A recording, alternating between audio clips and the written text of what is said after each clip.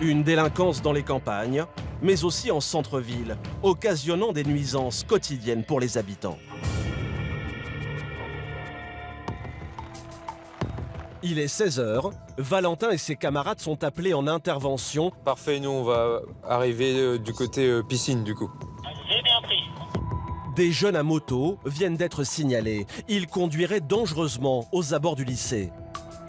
Là en fait on est en train d'essayer de stopper des personnes qui sont en motocross en fait, qui n'ont pas le droit de circuler ici, qui en plus mettent en danger les différentes personnes qui sont là, agglutinées avec la piscine, etc. En arrivant sur place, Valentin ne tarde pas à repérer l'une de ces motocross. Elle est là. On vient d'en voir une sortir là, elle est au gymnase. À la vue des gendarmes, l'individu prend la fuite. Ralentis, ralentis, ralentis. Ralentis.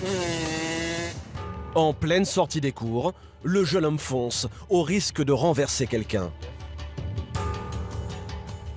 Fais gaffe. Ralentis, ralentis. Ralentis. Ah. Pour Valentin, trop dangereux d'aller plus vite. Le motard va en profiter.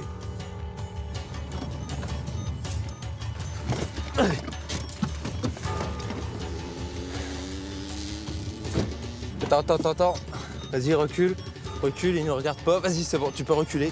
Prenant à travers champs, le chauffard leur a faussé compagnie. Et Valentin le sait bien, à peine partis, les motocross vont reprendre leur rodéo sauvage. Ah, c'est assez frustrant quand même, parce qu'il ne se rend pas compte du danger qu'il exerce sur lui, sur les autres personnes. Et nous, on se retrouve en fait bloqués parce que notre véhicule ne permet pas de faire la poursuite correctement. Seule solution, les intercepter là où ils se replient, dans les bois ou d'ailleurs, ils ont le droit de circuler habituellement. Et le bois de Boulogne, en plus, on ne peut pas le traverser en caisse. Pour leur tomber dessus, Valentin décide de bloquer toutes les sorties avec une autre équipe. Pris en tenaille, le fuyard va-t-il montrer le bout de son nez? Finalement, après quelques minutes... Et il arrive.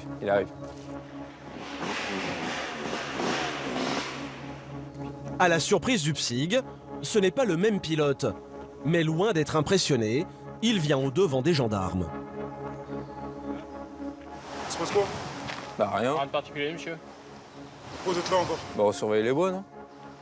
Quoi, je sais pas qu'on fait ça moi ou quoi? Mais c'est pas, on n'en a pas contre vous. Peut-être un complice. Plusieurs motocross ont été signalés aux abords du lycée. D'ailleurs, le jeune homme ne tarde pas à provoquer les gendarmes. Pourquoi ici on me casse la tête? Ah non, Non, dans le bois, ça pose tant que pas vous de êtes dans le problème. bois, ça dérange pas. Devant à la sortie du lycée, à l'heure de sortie, là, ça pose problème. C'est nous, on va assumer. C'est pas vous? Vous irez assumer devant les parents de vous renverserez aussi, du coup. J'ai renversé qui, moi? Non, mais Personnellement. je sais pas, vous dites, c'est moi qui vais assumer. On va assumer. Nous, on n'attend personne. Sachez une chose, on n'attend personne. D'accord, bah c'est bien. Pour Valentin, plus de doute, c'est un guetteur. Les autres sont cachés dans les bois. Je pense qu'il était là pour indiquer à son collègue qui nous a fait le refus d'obtempérer où est-ce qu'on se trouvait et en fait pour lui dire de faire demi-tour, quoi.